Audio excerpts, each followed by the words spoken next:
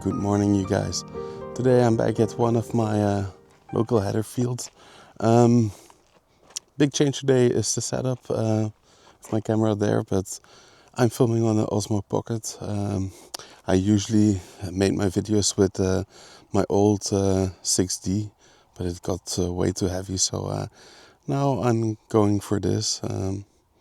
So I hope the quality is quite nice and crisp.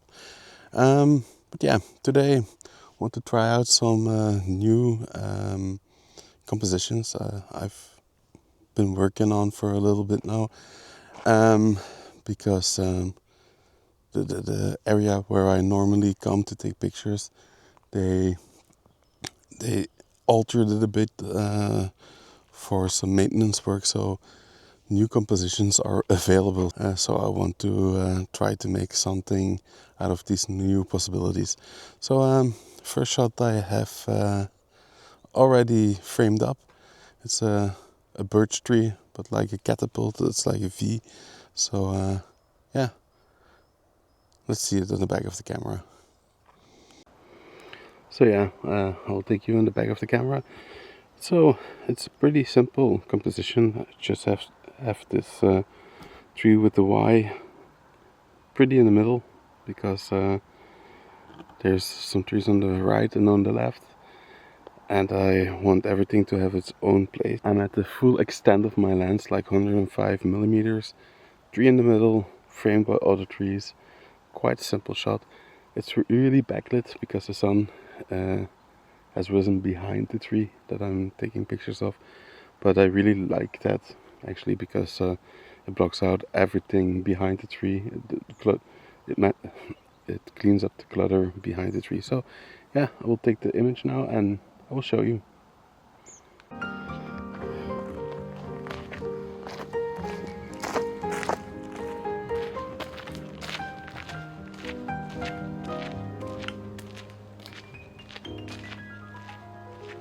So yeah, I'm already back at the car.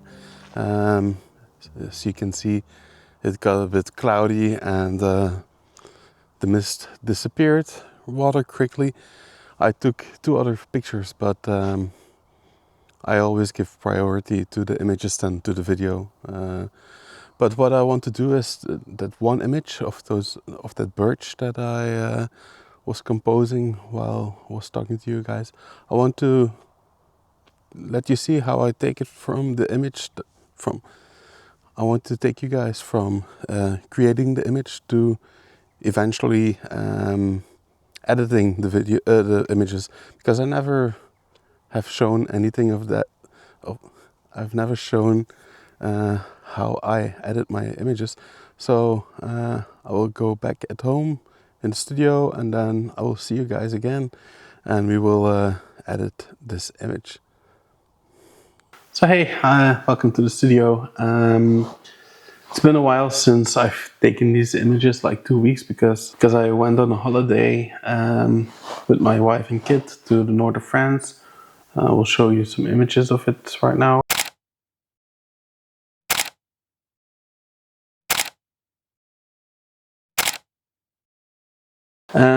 So I haven't really edited this image yet.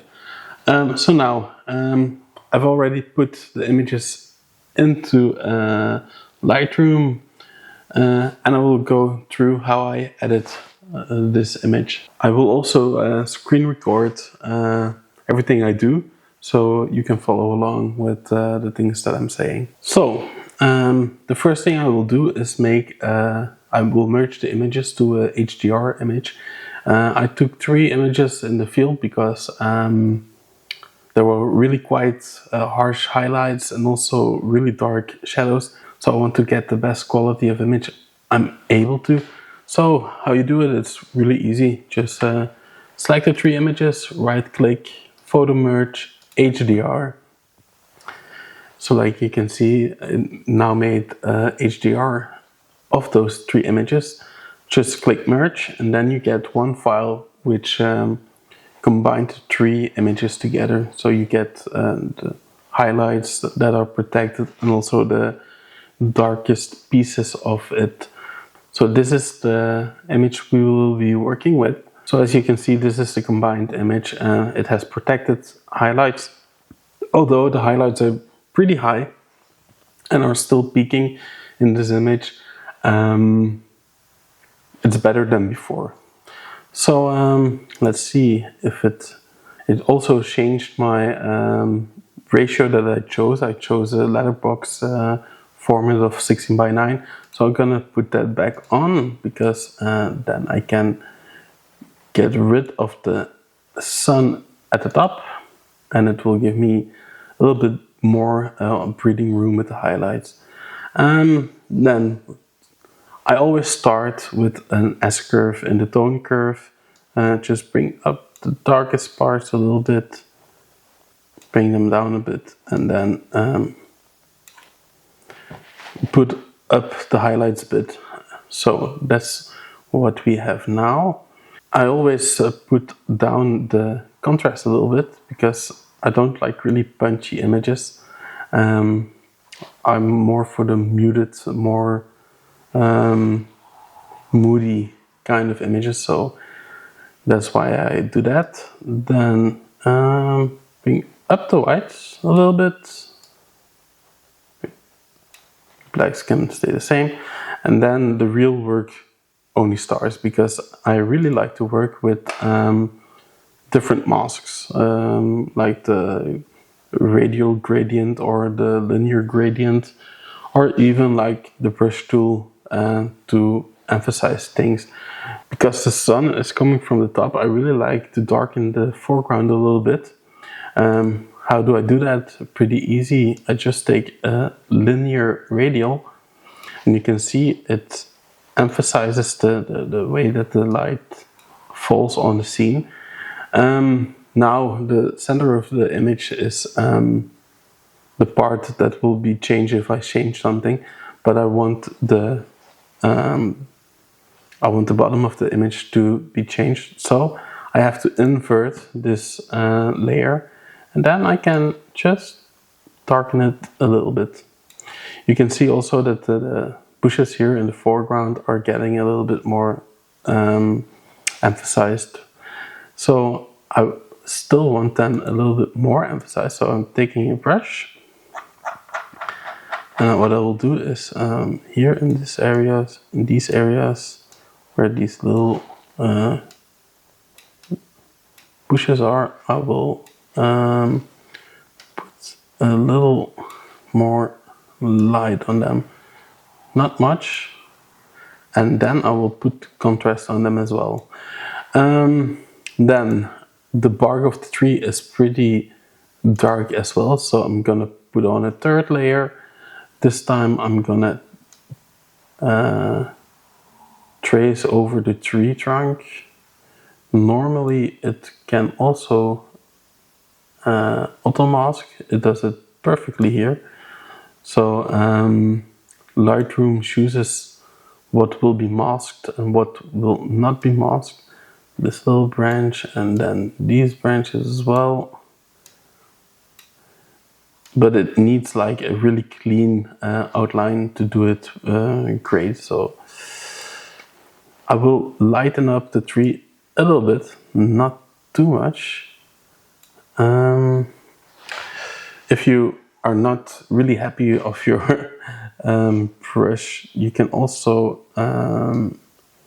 delete it by holding Alt, or I think it's Command on Mac, just to get rid of the edges and to clean up a little bit. Squarespace is also giving a little limited 20% off if you want. So yeah, that's that. It's pretty blue, so I'm gonna make it a little bit more yellow and give it a lot of more contrast. That's that. Then for the last part, I will add another mask. I will do two things more. I will try to select sky. I hope it will make a nice mask, but because it's difficult with all the trees. And I will bring the highlights from that a little bit down. Okay. So another thing I really like to do is remove the chromatic aberration. I usually just let Lightroom do its thing. I never enable the profile corrections. I never use it. So that's that. And then last thing I will do is right click it, edit in, and I will go to Photoshop. So I opened up the image in Photoshop. The last thing I like to do is put some ortho effect on it, or yeah, some ortho effect, some shine. So how you do that is like duplicate the layer, quite easy. Then choose for a filter, blur, Gaussian blur. I always put the radius around the same amount of megapixel my camera has. This instant is 26. It's still the 6D Mark II sensor that it's put on. And then the opacity, yeah, you have to choose. Because the image was quite ethereal itself, I won't put it on like 50, because then you don't really, it blends the different contrast too much.